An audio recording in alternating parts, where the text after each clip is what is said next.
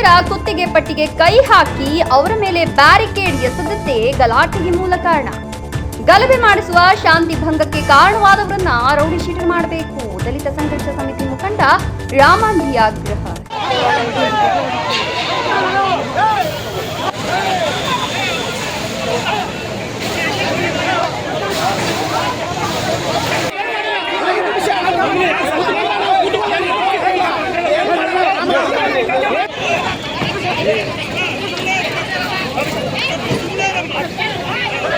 ಚಿಕ್ಕಬಳ್ಳಾಪುರ ಜಂಗಮಕೋಟೆ ಹೋಬಳಿಯಲ್ಲಿ ಸ್ಥಾಪನೆಯಾಗಲಿರುವ ಕೈಗಾರಿಕಾ ಪ್ರದೇಶ ಅಭಿವೃದ್ಧಿ ಯೋಜನೆಗೆ ಅಡ್ಡಿಪಡಿಸುತ್ತಿರುವ ಕೋಡಿಹಳ್ಳಿ ಚಂದ್ರಶೇಖರ್ ಬಣದ ರೈತ ಸಂಘದ ರಾಜ್ಯ ಕಾರ್ಯಾಧ್ಯಕ್ಷ ಭಕ್ತರಹಳ್ಳಿ ಬೈರೇಗೌಡ ತಮ್ಮ ಹಿಂದೆ ಕೆಲವು ರೌಡಿಗಳನ್ನು ಇಟ್ಕೊಂಡು ಒಂದೆಡೆ ರೈತರು ಮತ್ತೊಂದೆಡೆ ಅಧಿಕಾರಿಗಳನ್ನ ಬೆದರಿಸುವ ಕೆಲಸ ಮಾಡ್ತಿರೋದ್ರಿಂದ ಇವರನ್ನ ರೌಡಿ ಪಟ್ಟಿಗೆ ಸೇರಿಸಬೇಕು ಅಂತ ದಲಿತ ಸಂಘರ್ಷ ಸಮಿತಿ ತಾಲೂಕು ಮುಖಂಡ ರಾಮಾಂಜಿನಪ್ಪ ಆಗ್ರಹಿಸಿದರು.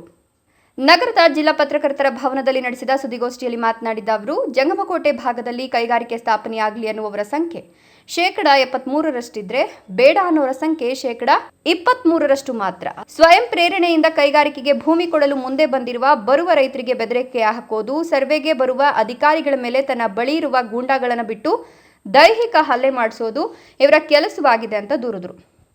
ನಡುಪಿನಾಯಕನಹಳ್ಳಿ ಗ್ರಾಮದ ರೈತ ಚೆನ್ನಕೃಷ್ಣಪ್ಪ 2024ರಲ್ಲಿ ತಾನು ಕೊಂಡುಕೊಂಡಿರುವ ಭೂಮಿಯ ಅಳತೆ ಮಾಡಿಸಲು ಸರ್ವೇಯರ್ಗಳನ್ನು ಕರೆದುಕೊಂಡು ಹೋಗಿದ್ದಾಗ ಕೆಐಎಡಿಬಿಗೆ ಭೂಮಿ ಕೊಡಲು ಮುಂದಾಗಿದ್ದಾರೆ ಎಂದು ತಿಳಿದು ಬೈರೇಗೌಡನ ಕಡೆಯವರಾದ ಅಜಿತ್ ಕುಮಾರ್, ದೇವರಾಜ್, ಭರತ್ ತಂಡ ಹಲ್ಲೆ ಮಾಡಿರ್ತಾರೆ. ಈ ಸಂದರ್ಭದಲ್ಲಿ ಚೆನ್ನಕೃಷ್ಣ ಜಾತಿ ನಿಂದನೆ ದೂರು ಕೊಟ್ಟರೆ ಪೊಲೀಸರು ದೂರು ದಾಖಲು ಮಾಡೋದಿಲ್ಲ. ಪೊಲೀಸರ ಎದುರೇ ಪೆಟ್ರೋಲ್ ಹಾಕಿ ಸುಡುವ ಬೆದರಿಕೆ ಹಾಕಿದ್ದಾರೆ. ಆಗ ಸಬ್ ಇನ್ಸ್ಪೆಕ್ಟರ್ ನಾಗರಾಜು ಸುಟ್ಟು ಹಾಕು ಎಫ್ಐಆರ್ ಮಾಡ್ತೇನೆ ಅಂತಾರೆ. ಹೀಗಾಗಿ ಬೈರೇಗೌಡ ನಿರಂತರವಾಗಿ ಧಮಕಿ ಹಾಕುವ ಕೆಲಸ ಮಾಡ್ತಿದ್ದಾರೆ. ಇದರ ವಿರುದ್ಧ ಪೊಲೀಸ್ ಕ್ರಮ ಆಗಿಲ್ಲ. ರೈತ ಸಂಘದ ಮುಖಂಡರು ರೈತರ ಕೆಲಸ ಮಾಡಬೇಕೇ ವಿನಃ ರೌಡಿ ವರ್ತನೆ ತೋರೋದಲ್ಲ. ಇದೇನಾ ರೈತರ ಹೋರಾಟ ಅಂತ ಪ್ರಶ್ನಿಸಿದ್ರು. ತಾಲೂಕು ಕಚೇರಿ ಎದುರು ಕೆಐಎಡಿಬಿ ವಿರುದ್ಧ ಹೋರಾಟ ಮಾಡುವ ಸಂದರ್ಭದಲ್ಲಿ ಬಹಿರಂಗವಾಗಿ ಕೆಐಎಡಿಬಿಗೆ ಭೂಮಿ ಕೊಡುವ ರೈತರನ್ನ ಹೆದರಿಸಿ, ನೀವು ಭೂಮಿ ಕೊಟ್ಟರೆ ನಾವು ನಕ್ಸಲೈಟ್ ಆಗಬೇಕಾಗ್ತದೆ ಅಂತ ಪ್ರಚೋದನಕಾರಿ ಭಾಷಣ ಮಾಡಿದ್ದಾರೆ. ಇದಕ್ಕೆ ಇಡೀ ತಾಲೂಕು ಕಚೇರಿ ಸಾಕ್ಷಿ ಇದೆ. ರೈತರ ವಿರುದ್ಧ ಎತ್ಕಟ್ಟುವ ಕೆಲಸ ಬೈರೇಗೌಡ ಮಾಡ್ತಿದ್ದಾರೆ. ಇದೇ ಕಾರಣಕ್ಕೆ ಇವರನ್ನ ರೌಡಿ ಶೀಟರ್ ಮಾಡಬೇಕು ಅಂತ ಒತ್ತಾಯಿಸಿದ್ರು. ಚೆನ್ನಕೃಷ್ಣಪ್ಪನ ಮೇಲೆ ದಾಳಿ ಮಾಡಿದ ಮರುದಿನವೇ ಬೈರೇಗೌಡ ತನ್ನ ಸಹಚರ ತಾದೂರು ಗ್ರಾಮದ ಗಿರೀಶ್ ಅನ್ನೋರ ಮೂಲಕ ಫೋನ್ ಮಾಡಿ ಪ್ರಾಣ ಬೆದರಿಕೆ ಹಾಕಿದ್ದಾರೆ. ಕೆಐಎಡಿಬಿ ಪರ ಹೋರಾಟ ಮಾಡ್ತಿರುವ ಪ್ರತಿಯೊಬ್ಬರನ್ನು ಎಲ್ಲಿ ಸಿಕ್ಕರೆ ಅಲ್ಲಿ ಹೊಡೆದು ಸುಟ್ಟು ಹಾಕ್ತೇವೆ ಅಂತ ಬೆದರಿಕೆ ಹಾಕಿರುವ ಬಗ್ಗೆ ಆಡಿಯೋ ಸಾಕ್ಷಿ ಇದೆ. ಇನ್ನು ಶಾಸಕರ ಅನುದಾನದಲ್ಲಿ ಬಸವಪಟ್ಟಣ ಗ್ರಾಮದಲ್ಲಿ 2025ರಲ್ಲಿ ರಸ್ತೆ ಸರ್ವೆ ಮಾಡಲು ಬಂದ ಸರ್ಕಾರಿ ಅಧಿಕಾರಿಗಳನ್ನ ಇದೇ ಬೈರೇಗೌಡರ ಗುಂಪಿನವರಾದ ಭರತ್, ಮಂಜುನಾಥ್, ಚಂದ್ರು ಮತ್ತು ತಂಡ ಹಾಡು ಹಗಲೇ ಮಾರಣಾಂತಿಕ ಹಲ್ಲೆ ನಡೆಸಿದ್ದಾರೆ. ಈ ಬಗ್ಗೆ ದೂರು ದಾಖಲಾಗಿದೆ, ಎಫ್ಐಆರ್ ಕೂಡ ಆಗಿದೆ. ಆದರೂ ಬಂಧನವಾಗಿಲ್ಲ. ಇವರ ಮೇಲೆ ಕಠಿಣ ಕ್ರಮವಾಗಲಿ ಕೈಗೊಂಡಿರೋದಿಲ್ಲ ಅಂತ ದೂರಿದ್ರು. ಏಪ್ರಿಲ್ 29ರಂದು ಜಿಲ್ಲಾಡಳಿತ ಭವನದ ಎದುರು ನಡೆದ ಹೈಡ್ರಾಮಕ್ಕೆ ನೇರ ಕಾರಣ ಇದೇ ಬೈರೇಗೌಡರ ಚೇಲಾಗಳಾದ ಭರತ್, ಅಜಿತ್, ದೇವರಾಜ್ ಆಗಿದ್ದಾರೆ. ಕಾನೂನು ಪಾಲನೆಗೆ ನಿಂತಿದ್ದ ಪೊಲೀಸ್ ಅಧಿಕಾರಿಯ ಕೊರಳಪಟ್ಟಿ ಹಿಡಿದು ಎಳೆದಾಡಿದ್ದೇ ಘಟನೆಗೆ ಮೂಲ ಕಾರಣವಾಗಿದೆ. ಬ್ಯಾರಿಕೇಡರ್ಗಳನ್ನು ಎಸೆದದ್ದು ಕೂಡ ಇದೇ ರೈತರೇ ಆಗಿದ್ದಾರೆ. ಆದರೆ ಮಾಧ್ಯಮಗಳಿಗೆ ಪೊಲೀಸರು ಹೊಡೆದಂತೆ ಸುಳ್ಳು ಸುದ್ದಿ ಹಬ್ಬಿಸಿದ್ದಾರೆ. ಇವೆಲ್ಲವನ್ನು ಪರಿಗಣಿಸಿ ಕ್ಷೇತ್ರದಲ್ಲಿ ಶಾಂತಿ ಸೌಹಾರ್ದತೆಗೆ ಭಂಗ ತಂದಿರುವ ರೈತರಿಗೆ ಬೆದರಿಕೆ ಹಾಕುವ ರೈತ ಸಂಘದ ಬೈರೇಗೌಡ ಮತ್ತು ಸಹಚರರ ಮೇಲೆ ರೌಡಿ ಶೀಟರ್ ಖಾತೆ ತೆರೀಬೇಕು ಅಂತ ಆಗ್ರಹಿಸಿದರು. ಏನು ಕೆಡಿಬಿ ಪರ ವಿರೋಧ ಪ್ರಾರಂಭ ಆದಾಗ್ಲಿಂದ ಬೈರೇಗೌಡರು ಒಂದು ಕಡೆ ರೈತರನ್ನ ಪ್ರಚೋದನೆ ಮಾಡ್ತಕ್ಕಂಥ, ನೀವು ನಕ್ಸಲೈಟ್ಸ್ ಆಗಬೇಕು ಅಂತಕ್ಕಂಥ ಒಂದು ಪ್ರಚೋದನಕಾರಿ ಭಾಷಣ ಕೊಟ್ಟಿದ್ದಾರೆ. ಇದು ಸಂವಿಧಾನ ವಿರೋಧಿ ಆಗಿದೆ. ಜೊತೆಗೆ ಯುವಕರಿಗೆ ನೀವು ಡ್ರೋನ್ ಪುಡಿಪುಡಿ ಮಾಡಿಬಿಡಿ, 80 ವರ್ಷದ ಮುದುಕ ಡ್ರೋನ್ ಪುಡಿಪುಡಿ ಮಾಡಿಬಿಟ್ಟು ನಾನು ಯುವಕರು ಏನು ಮಾಡ್ತಿದ್ರೆ ಯಾರೇ ಅಡ್ಡ ಬರಲಿ ಅವ್ರ ಮೇಲೆ ಅಲ್ಲೇ ಮಾಡಿರಿ, ನಾನು ಬಿಡಿಸ್ಕೊಂಬರ್ತೀನಿ ಅಂತಕ್ಕಂಥ ಒಂದು ಪ್ರಚೋದನಕಾರಿ ಭಾಷಣ ಮಾಡಿದ್ದಾರೆ. ಇದಕ್ಕೆಲ್ಲ ಪ್ರಭಾವಕ್ಕೆ ಒಳಗಾಗಿರ್ತಕ್ಕಂತಹ ಅಜಿತ್ ಕುಮಾರ್ ನಡುಪಿನಾಯಕನಹಳ್ಳಿ, ದೇವರಾಜು ಮತ್ತು ಭರತ್ ಕುಮಾರ್ ಬಸವಪಟ್ಟಣ ಇವರು ಅನೇಕ ಹಲ್ಲೆಗಳನ್ನು ಮಾಡಿದ್ದಾರೆ. ಕಾನೂನು ಕೈ ತಗೊಂಡು ಅನೇಕ ಮುಗ್ಧರ ಮೇಲೆ ಏನು ಮಾಡಿದ್ದಾರೆ, ಕಾನೂನು ಕೈ ತಗೊಂಡು ದೌರ್ಜನ್ಯ ಮಾಡಿದ್ದಾರೆ. ಮೊದಲನೇದು ಚೆನ್ನಕೃಷ್ಣಪ್ಪ ಅಂತಕ್ಕಂಥ ತಾವು ಕೇಳ್ತಿದ್ರಿ ಸರ್, ಅರ್ಶಾಲ್ ಹಾಕ್ಕೊಂಡು ಒಬ್ಬ ದಲಿತ ರೈತನನ್ನು ಹಲ್ಲೆ ಮಾಡಿ ಬೆಂಕಿ ಹಾಕಿ ಸುಟ್ಟಾಕ್ತೀನಿ ಅಂತಕ್ಕಂಥದ್ದು ರೈತನ ಒಂದು ದೇಹವಾಕ್ಯನ ಅವ್ನು ಮೂತ್ರ ಕುಡಿಸ್ತೀನಿ ಅಂತಕ್ಕಂಥದ್ದು ಇದು ರೈತನ ಹೋರಾಟನ. ಇದು ಅವ್ರಿಗೆ ನಾವು ಕೇಳಬೇಕಾಗುತ್ತೆ. ಆನಂತರ ಚೆನ್ನಕೃಷ್ಣಪ್ಪನ ಮೇಲೆ ಹಲ್ಲೆ ಮಾಡಿದಾಗ ಅವ್ನು ಪ್ರಾಣಾಪಾಯದಿಂದ ಪಾರಾಗಿದ್ದು 112 ಹೋಗಿ ಕರ್ಕೊಂಬಂದಿದ್ಲ 112. ಇದಾದ ನಂತರ ಏನು ಸ್ಟೇಷನಲ್ಲಿ ನಾಗರಾಜ್ ಅಂತಕ್ಕಂಥ ಸಬ್ ಇನ್ಸ್ಪೆಕ್ಟರ್ ಇದ್ದಾರೆ, ಅವ್ರ ಮುಂದೆನೇ ನೀನು ಪೆಟ್ರೋಲ್ ಹಾಕಿ ಸುಟ್ಟಾಕ್ತೀನಿ ಅಂತಕ್ಕಂಥ ಹೋಗಿದ್ರಲ್ವ 45 ಜನ, ಅವನ್ನೇ ಹೊಡೆದು ಅವನು ಸ್ಟೇಷನಲ್ಲಿ ದೂರು ಕೊಡೋಕೆ ಹೋದಾಗ ಅವನ ಮೇಲೇ ಅಲ್ಲೇ ಮಾಡ್ಲಿಕ್ಕೆ ಹೋದ್ರಲ್ಲ. ಮತ್ತು ಇದುವರೆಗೂ ಅದ್ರ ಬಗ್ಗೆ ಏನು ಒಂದು ಸಣ್ಣ ಎಫ್ಐಆರ್ ಹಾಕಿದ್ದಾರೆ, ಜಾತಿ ನಿಂದನೆ ಪ್ರಕರಣ ದಾಖಲಿಸಿಲ್ಲ, ಅವ್ರ ವಿರುದ್ಧ ಯಾವುದೇ ರೀತಿ ಕ್ರಮ ಕೈಗೊಳ್ಳಿಲ್ಲ. ಆನಂತರ ಅಧಿಕಾರಿಗಳು ರಸ್ತೆ ಸರ್ವೆ ಮಾಡಲಿಕ್ಕೆ ಹೋದಾಗ ಸರ್ಕಾರಿ ಅಧಿಕಾರಿಗಳನ್ನು ಹೊಡೆದ್ರಲ್ಲ ಇವರು, ಅವ್ರ ಮೇಲೆ ಕಠಿಣವಾದ ಕಾನೂನು ರೀತಿ ಕ್ರಮ ಕೈಗೊಳ್ಳಿಲ್ಲ.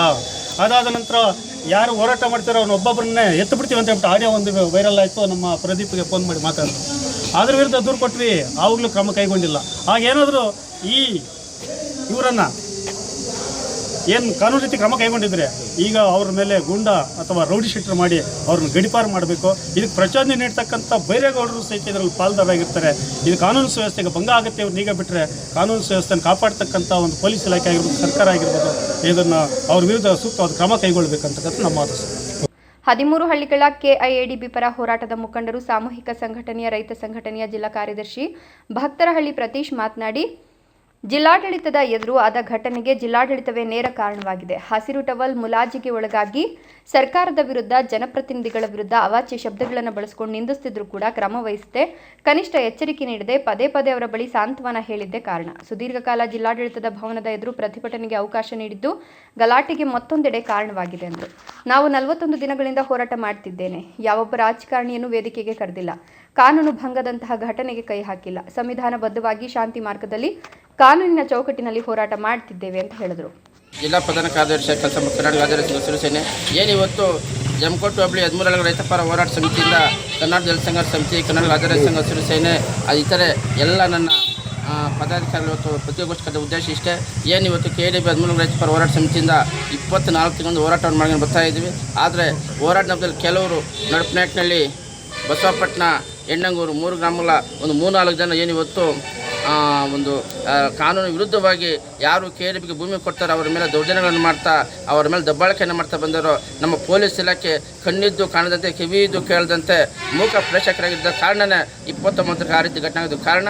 ಮತ್ತು ಏನಿವತ್ತು ಆ ಮಾಧ್ಯಮಗಳಲ್ಲಿ ನೋಡ್ತಾ ಇರ್ಬೋದು, ಒಂದು ಬ್ಯಾರಿಕೇಡನ್ನು ಪೊಲೀಸರ ಮೇಲೆ ಎತ್ತಾಗ್ತಾ ಇರ್ತಕ್ಕಂಥ ಸಂದರ್ಭ, ಮತ್ತು ಪೊಲೀಸರಿಗೆ ಕೊಳ್ಳಪಟ್ಟಿರ್ತಕ್ಕಂಥ ಸಂದರ್ಭ ಎಲ್ಲವನ್ನು ಕೂಡ ಕಾನೂನು ಕೈಗೆತ್ತಿಕೊಳ್ತಾ ಇದ್ದಾರೆ. ಹಾಗಾಗಿ ಇವತ್ತೇನು ಇಡೀ ಜಮಕೋಟೆ ಹೋಬಳಿ ಒಂದು ಸುಳ್ಳನ್ನು ಹಬ್ಬಿಸಿ ಇವತ್ತು ಪ್ರಚೋದನಕಾರಿ ಭಾಷಣ ಮಾಡುವ ಮೂಲಕ ಇವತ್ತು ಭಕ್ತಹಳ್ಳಿ ಬೈರೇಗೌಡರು ಇವತ್ತು ಕಾನೂನನ್ನು ಅಧಿಕರಿಸ್ತಾ ಇದ್ದಾರೆ. ಹಾಗಾಗಿ ಇವತ್ತು ನಡುಪನಾಯಕ್ನಲ್ಲಿ ಅಜಿತ್ ಕುಮಾರ್, ಬಸವಪಟ್ಟಣ ಭರತ್ ಮತ್ತು ದೇವರಾಜ್ ಇವ್ರಿಗೆಲ್ಲರಿಗೂ ಕೂಡ ಕುಮ್ಮಕ್ಕು ನೀಡ್ತು ಬೈರೇಗೌಡರು ಮತ್ತು ಇತರ 4 ಜನರ ಮೇಲೆ ರೌಡಿ ಶೀಟರ್ ಮಾಡಿ ಜೈಲಿಂದ ಗಡಿಪಾರು ಮಾಡಬೇಕು ಅಂತೇಳಿ ಇವತ್ತೆಲ್ಲ ನಮ್ಮ ಸಂಘಟನೆಗಳ ಮುಖಾಂತರವಾಗಿ ಪತ್ರಿಕಾಗೋಷ್ಠಿ ಮಾಡಿ ಸರ್ಕಾರವನ್ನು ಒತ್ತಾಯ ಮಾಡ್ತಾ ಇದ್ದೀವಿ ಸರ್.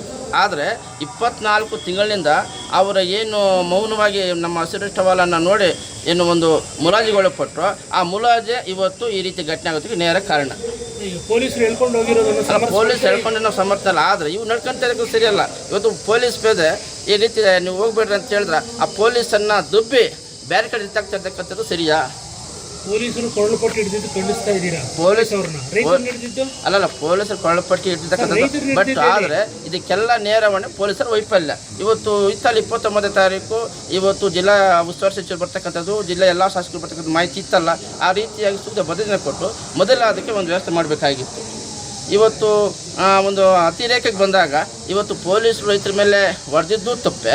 ಆದರೆ ನಮ್ಮ ರೈತರು ಹಸಿರು ಶಾಲು ಹಾಕ್ಕೊಂಡು ಕಾನೂನು ಉಲ್ಲಂಘನೆ ಮಾಡಿ ಬ್ಯಾರಿಕೇಡ್ ಎತ್ತಿ ಪೊಲೀಸರ ಮೇಲೆ ಹಾಕಿದ್ದು ಮತ್ತು ಪೊಲೀಸರನ್ನು ಕೊಳ್ಳಪಟ್ಟಿದ್ದು ಕೆಳಗಡೆ ದಬ್ಬಿದ್ದು ಇದು ಕೂಡ ಕಾನೂನು ರೀತಿ ತಪ್ಪು ಅಂತ ನಾವು ಖಂಡಿಸ್ತಾ ಇದ್ದೀವಿ. ಜಮೀನು ಕೊಡೋಕ್ಕೆ ಓಕೆ ಅಂತ ಇದ್ದೀರಾ, ಅವರು ಕೊಡಲ್ಲ ಅಂತ ಇದ್ದಾರೆ. ಈಗ ಅವ್ರ ಜಮೀನು ಅವ್ರ ಇಷ್ಟ, ಅವ್ರು ಕೊಡಲ್ಲ ಅಂತ ಯಾರು ಕೇಳ್ತಾರೆ. ಆದರೆ ನೀವು ಇರ್ತಕ್ಕಂಥ ಎಲ್ಲ ಜಮೀನು ಕೊಡಲ್ಲ. ಇವತ್ತು ಅವರೇನು ಕೈಗಾರಿಕೆ ಬೇಕು, ಆದರೆ ಜಮಕೋಟೆ ಬೇಡ, ಉತ್ತರ ಭಾಗದಲ್ಲಿ ಮಾಡಿ ಅಂತ ಹೇಳ್ತಾರೆ. ಇನ್ನೊಂದು ಕಡೆ ಕೈಗಾರಿಕೆ ಬೇಡ ಅಂತ ಹೇಳ್ತಾ ಇದ್ರು. ಇವತ್ತು ದರಪಟ್ಟಿ ನಿಗದಿಗೆ ಚಿಕ್ಕಬಳ್ಳಾಪುರಕ್ಕೆ ಬನ್ನಿ ಯಾಕೆ ಹೇಳ್ತಾ ಇದ್ದಾರೆ. ಒಂದು ಎರಡನೇದು ಒಂದು KADBನೇ ಬೇಡ ಅಂದಮೇಲೆ ಅದು ವಿಚಾರ ಯಾಕೆ ಡಿನೋಟಿಫೈ ಮಾಡಬೇಕು ಅಂತೇಳಿ ಇವತ್ತು ಶಾಸಕಾಂಗದ ಮೇಲೆ ನಂಬಿಕೆ ಇಲ್ಲ, ಕಾರ್ಯಾಂಗದ ಮೇಲೆ ನಂಬಿಕೆ ಇಲ್ಲ, ಹೋಗಿದ್ದಾರೆ. ನ್ಯಾಯಾಲಯದಲ್ಲಿ ಇತ್ಯರ್ಥ ಆಗಲಿ. ಅದನ್ನು ಬಿಟ್ಟು ಈ ರೀತಿ ಸುಳ್ಳು ಸುದ್ದಿಗಳನ್ನು ಹಬ್ಬಿಸಿ ಯಾಕೆ ಇವತ್ತು ದ್ವಂದ್ವ ನೀತಿ ಮಾಡ್ತಾ ಇದ್ದಾರೆ?